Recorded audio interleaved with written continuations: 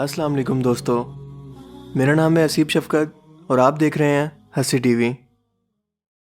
دنیا میں اس وقت صرف 2 ممالک ایسے ہیں جنہیں مذہب کے نام پر بنایا گیا ہے، کیونکہ ان کا کردار قرب قیامت کے حالات میں بہت زیادہ اہم ترین ہے۔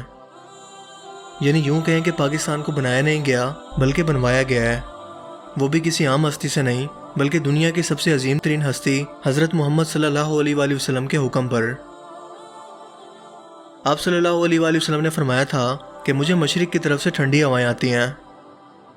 عرب کے مشرق میں افغانستان اور پاکستان واقع ہیں، جو عرب کے زمانے میں ایک ہی علاقے تھے اور اسے خراسان کہا جاتا تھا۔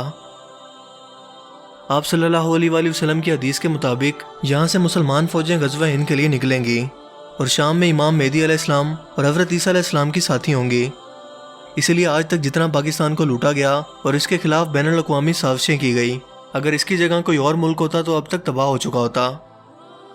لیکن یہ ملک چونکہ دنیا کی سب سے پاک ہستی حضرت محمد صلی اللہ علیہ وآلہ وسلم کی بشارت پر بنایا گیا، اسی لیے اسے مٹانا ممکن نہیں، جس کا ثبوت آپ کو ویڈیو میں آگے ملنے والا ہے۔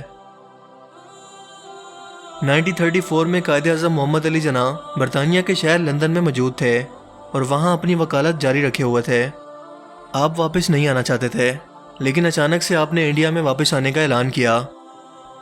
ان کے سب سے قریبی دوستوں میں سے ایک علامہ شبیر احمد عثمانی، جنہوں نے سب سے پہلے پاکستان کا جھنڈا اٹھایا تھا، قائد اعظم محمد علی جناح سے پوچھنے لگے کہ ہم سب دوست اور مسلم لیڈرز آپ کو کئی سال سے واپس انڈیا بلا رہے تھے کہ ہمیں اور انڈیا کے مسلمانوں کو آپ کی ضرورت ہے، لیکن آپ مان نہیں رہے تھے۔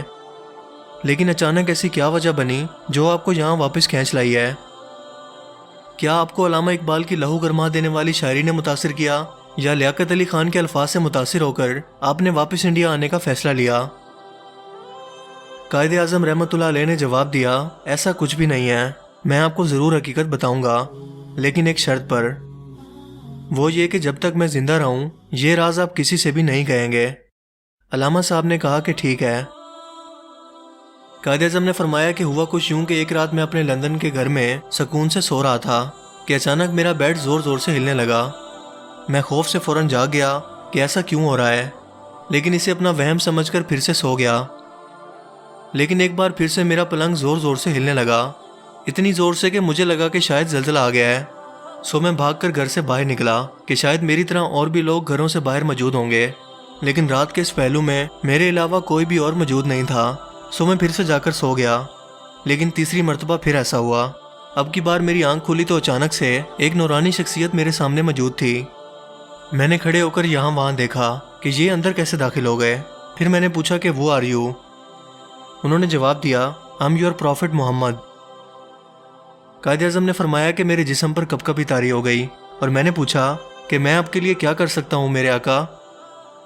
انہوں نے فرمایا، برِ صغیر کے مسلمانوں کو آپ کی ضرورت ہے، آپ واپس جا کر ان کی آزادی کی تحریک کی نمائندگی کریں، فکر مت کریں، میں آپ کا ساتھ دوں گا اور اللہ نے چاہا تو آپ ضرور کامیاب ہوں گے۔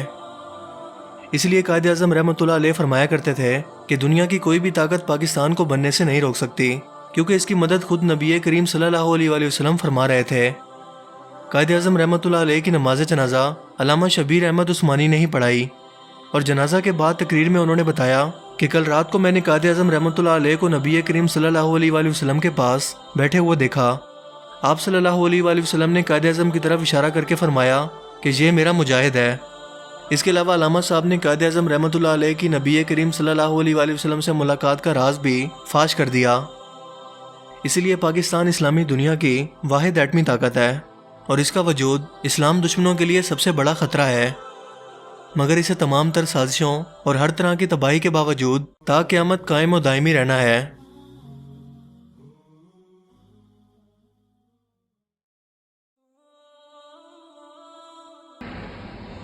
قائد اعظم کا جب انتقال ہوا تھا تو اس وقت ان کے جنازے میں میں خود موجود تھا۔